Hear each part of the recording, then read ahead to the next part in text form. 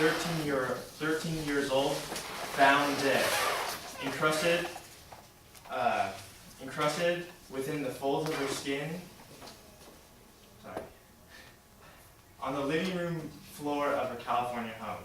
Her body in sores, feces encrusted within the folds of her skin. Her room smelled like urine. Food containers were scattered around her body.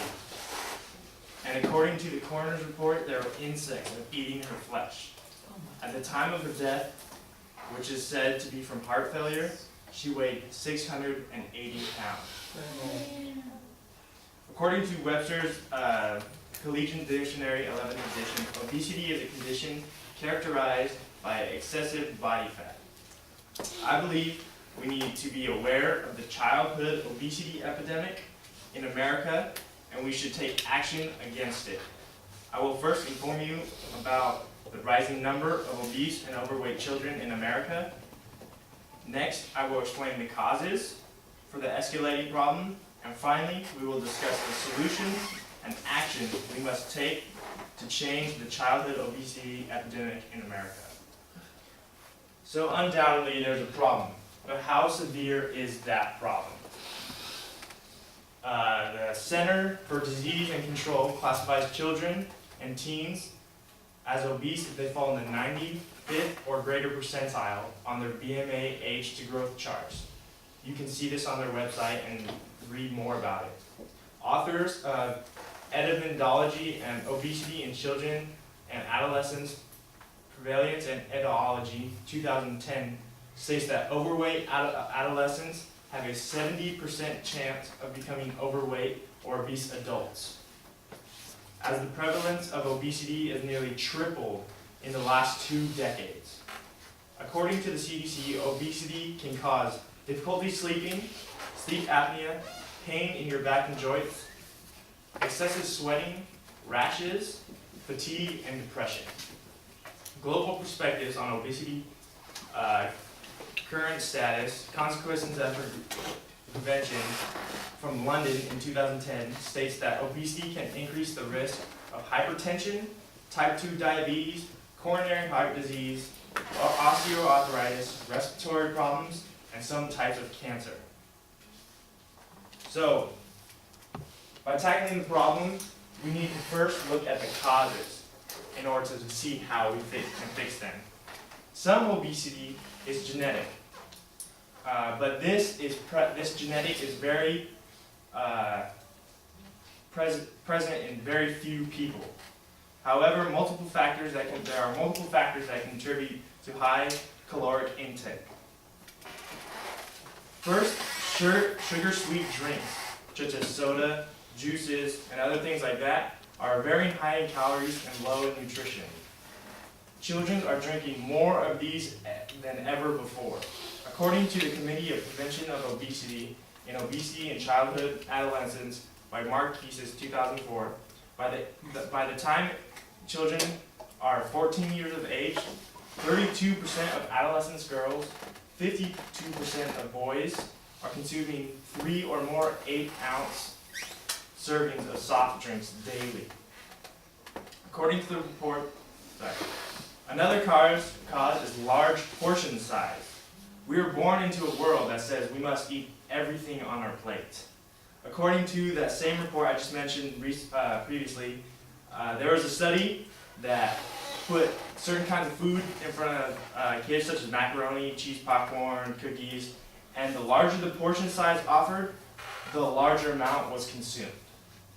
So you can tell that we live in a society that pushes large portion sizes. Another cause for increased caloric intake is fast food.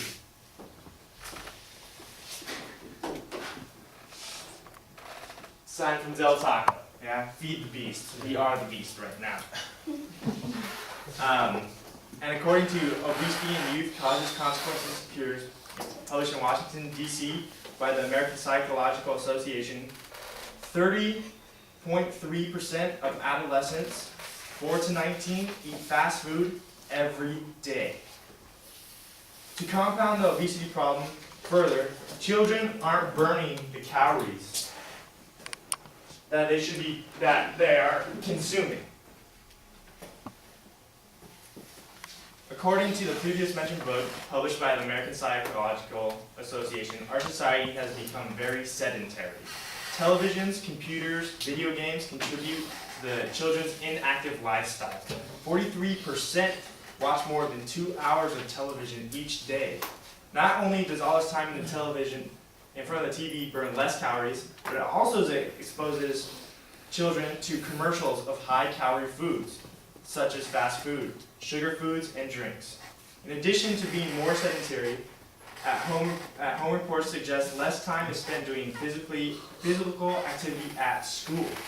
Handbook of Pediatric and Adolescent Obesity Treatment in 2008 states in 2003, only 55% of high school students were enrolled in a PE class, and only 28% of those were attending PE each day, and only 39.2% were physically active during their PE class.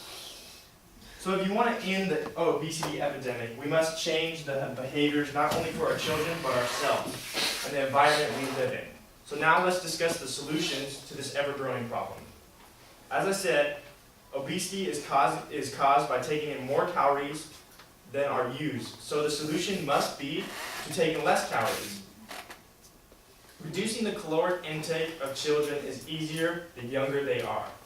Stop buying fast foods, sodas, cakes, cookies, chips, and other sugary items.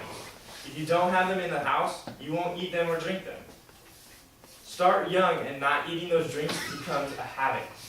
Many kids don't drink soda when they're young, and they grow up and they say, "Oh, I don't like it, it's too spicy."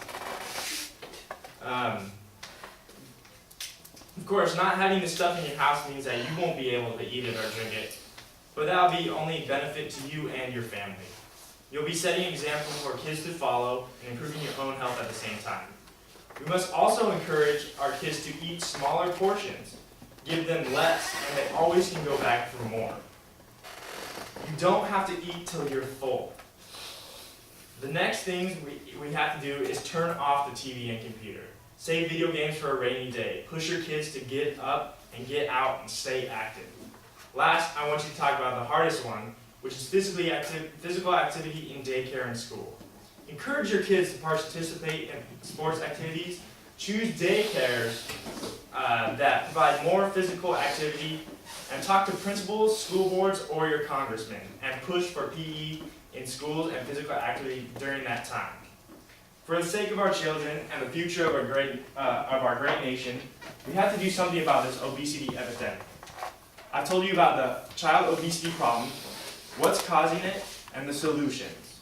There isn't anything the government can do alone about this plague. It's up to you and me. We have to act now, and if you don't have kids, clean up your act so you'll be ready for them to come. And talk to any parents, or just send them a link to my speech on YouTube. Throw out the sweets and get some healthy treats. Less in, more out. Get up and get out. Spread the word, thin the herd. Please, we don't want another Christina Clerk.